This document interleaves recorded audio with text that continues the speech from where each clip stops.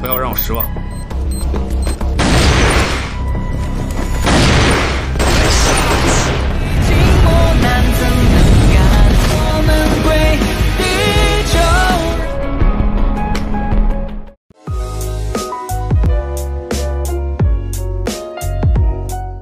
Singkat cerita, setelah melakukan interview yang berjalan nggak sesuai harapan karena wartawannya adalah oposisi dari tim gaming club, di sini Xiaofeng juga sempat menahan Dawei untuk berbicara secara empat mata dengan Tukul. Xiaofeng memintanya untuk jujur tentang apa yang sudah dilakukannya di babak semifinal kemarin. Dawei beralasan hal itu dilakukannya karena timnya tidak ada harapan untuk menang, dan dia tidak mau mereka kalah. Karena usia mereka juga udah terbilang uzur jika dibandingkan dengan tim-tim lain, dia bertekad akan melakukan apa saja demi kemenangan dan masa depan timnya. Di sini kita sekilas diperlihatkan dengan sosok Dawei di 2019 alias masanya Xiaopei. Ternyata, dia adalah pemilik klub e-sport Gravity, tim yang menolak Xiaopei di part 1.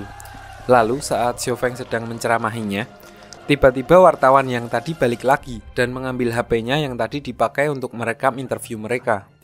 Yang maksudnya juga masa depan tim OneCoin terancam karena mereka tidak tahu kalau percakapan mereka tentang kecurangan Dawei terekam secara nggak sengaja di HP mbak wartawan tersebut. Beralih ke tim Continue yang akan bertanding melawan tim selanjutnya di babak regional. Lawannya kali ini adalah tim Sinar Sayap yang semua anggotanya adalah perempuan, idaman bocil uzur. Diperlihatkan Mimi Peri alias Pandora tampak sudah kenal dengan mereka. Ternyata para anggotanya di sini adalah mantan teman satu timnya Pandora dulu. Tapi setelah bubar, mereka membentuk tim baru. Cuma nggak ngajak Pandora karena dia kalau mandi lama.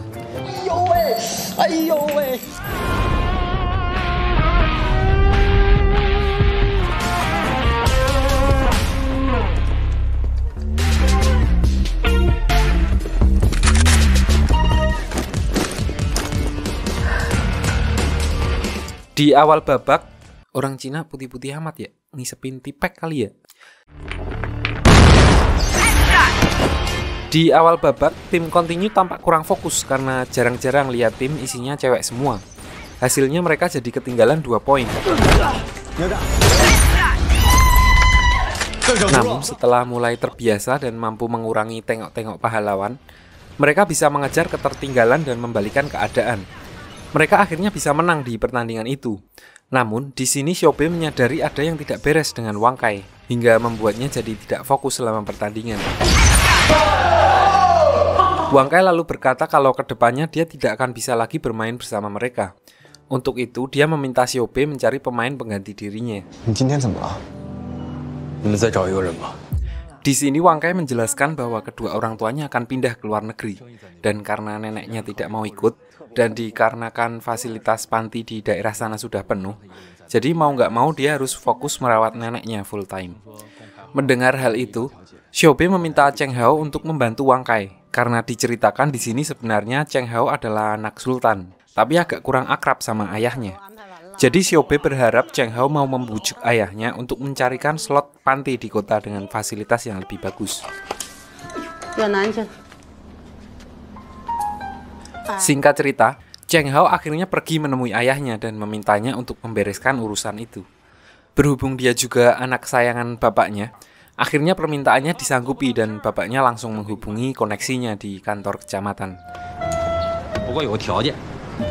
Setelah berhasil menyelesaikan masalah Wang Kai dan mencegahnya keluar dari tim, Xiaopei lalu mengajak mereka ke sekolahnya untuk melihat Cuge yang lagi ikut lomba 17-an.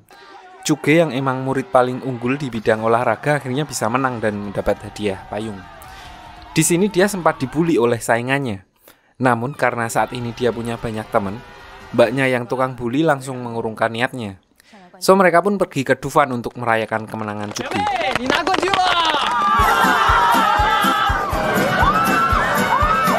Balik lagi ke Xiaofeng dan timnya yang sedang tersandung skandal cheater. Akhirnya komite penyelenggara memanggil mereka untuk diinterogasi. Mereka lalu disuruh menunggu hasil keputusan hukuman apa yang akan diberikan untuk tim mereka.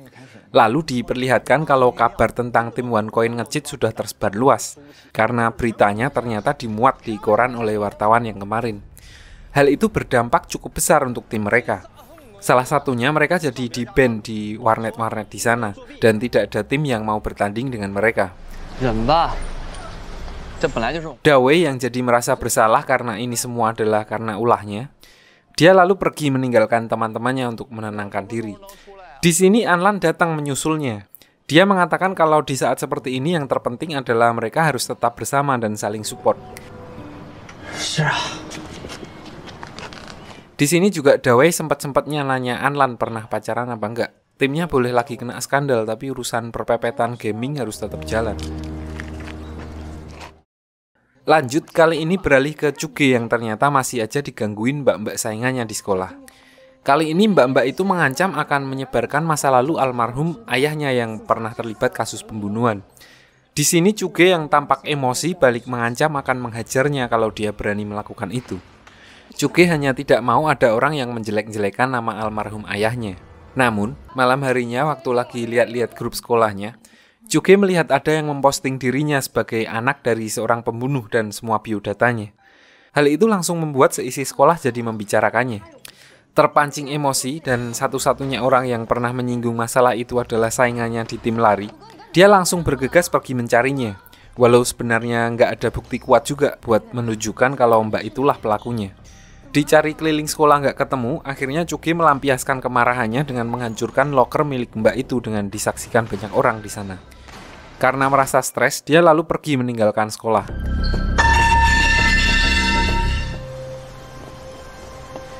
Sehari nggak bisa dihubungi, membuat Xiaobe agak khawatir. Dia lalu mendapatkan kabar dari temannya tentang postingan di grup sekolah. Nggak pakai lama, dia langsung ngecek TKP. Di sini dia langsung speechless melihat kelakuan teman-teman sekolahnya di grup dan jadi tambah kepikiran soal Chuge.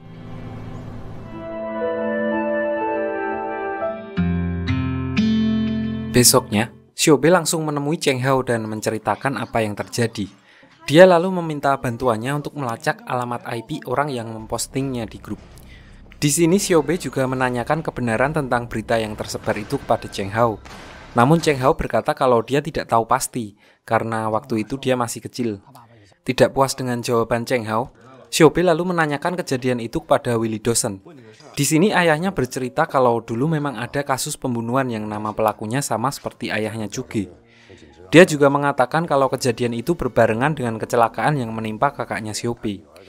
Sedikit yang ayahnya ingat, kejadian pembunuhan itu sebenarnya bukan murni pembunuhan, melainkan perkelahian dan pembelaan diri karena anaknya mau diculik. Sementara penyebab dia meninggal karena lompat dari mobil polisi.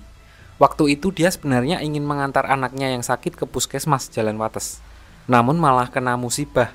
Lalu, anak dari pelaku mendatangi kantor polisi untuk mencari ayahnya dan sampai nginep di sana demi mendapat kabar tentang ayahnya. Setelah mendengar cerita yang lebih jelas dari ayahnya, Xiaobe lalu berinisiatif untuk menghibur Chuge karena sedikit banyak dia tahu rasanya kehilangan orang yang sangat disayangi. Keesokan harinya, Xiaobe menemuinya di lapangan sekolah. Kebetulan di sana ada mbak si tukang bully yang masih aja gangguin Chuge. Xiaobe langsung menyuruhnya untuk menghapus postingannya tentang Chuge di grup sekolah kalau dia nggak mau terjerat UU ITE. Berkat Cheng Hao, dia punya cukup bukti untuk melaporkannya ke Pak Polisi alias bapaknya sendiri.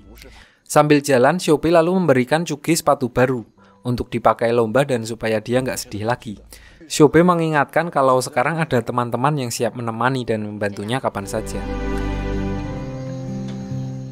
Beralih ke tahun 2008, di sini Anlan mencoba mendekati wartawan yang kemarin menulis berita jelek tentang timnya. Dia berusaha untuk meminta kopian bukti rekamannya dengan maksud untuk meminimalisir hukuman yang akan diterima timnya. Dengan adanya bukti percakapan itu, dia berharap pihak penyelenggara bisa mempertimbangkan karena kejadian itu murni atas kemauan Dawei sendiri, bukan seluruh tim. Karena mbak reporter itu tetap ngeyel, nggak mau ngasih rekaman itu, Anlan akhirnya membujuknya untuk menginterview Dawei secara eksklusif. Anlan berharap dengan ngobrol dengan Dawei secara langsung, dia akan memiliki pandangan baru tentang motivasi Dawei melakukan kecurangan waktu itu. Singkat cerita, setelah melakukan interview, reporter itu jadi agak tertarik dengan tim OneCoin. Dia lalu menelpon Anlan dan setuju akan memberinya rekaman itu. Dengan syarat, dia diperbolehkan melakukan liputan khusus tentang tim OneCoin. Kebetulan tim OneCoin berencana akan mengajak tim yang kemarin kalah gara-gara mereka nge-cheat untuk tanding ulang. Dari sini reporter itu mulai mengikuti dan meliput kegiatan tim OneCoin. Begitu sampai di warnet, mereka mendapat makian dari orang-orang di sana. Untuk meredam dan membuat semuanya clear, Xiaofeng langsung merobek sertifikat juara dan menantang tim itu untuk tanding ulang. Lawannya pun setuju dengan syarat kalau tim OneCoin kalah, mereka diminta untuk tidak menyentuh game Crossfire lagi sampai tua. Tidak punya pilihan, mereka harus setuju dengan syarat itu. Pertandingan pun dimulai.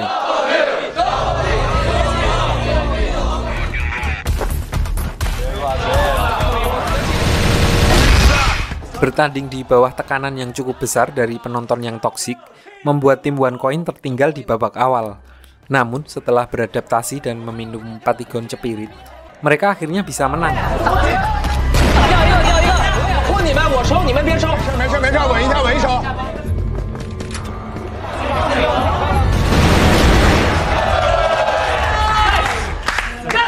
Orang-orang yang tadi menghina juga sekaligus menjadi saksi atas kemenangan ini, dan pelan-pelan tim OneCoin kembali diterima oleh Dinas Kebudayaan setempat.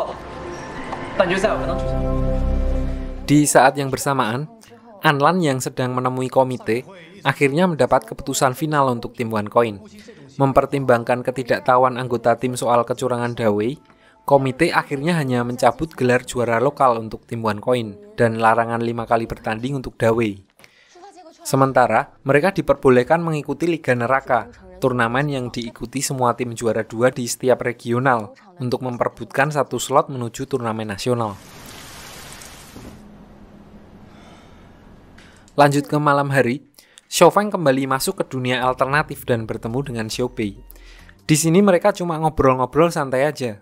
Xiaofeng juga menyuruh Xiaobei untuk tidak lagi membocorkan kisi-kisi pertandingan dari masa depan, biar tim OneCoin jadi lebih greget bertandingnya. Sebelum terputus, Xiaofeng lalu meminta Xiaobei untuk mencari kabar tentang Anlan di masa depan. Setelah logout dan mencatat nomor telepon Anlan, Xiaobei langsung mencari info dan menelponnya.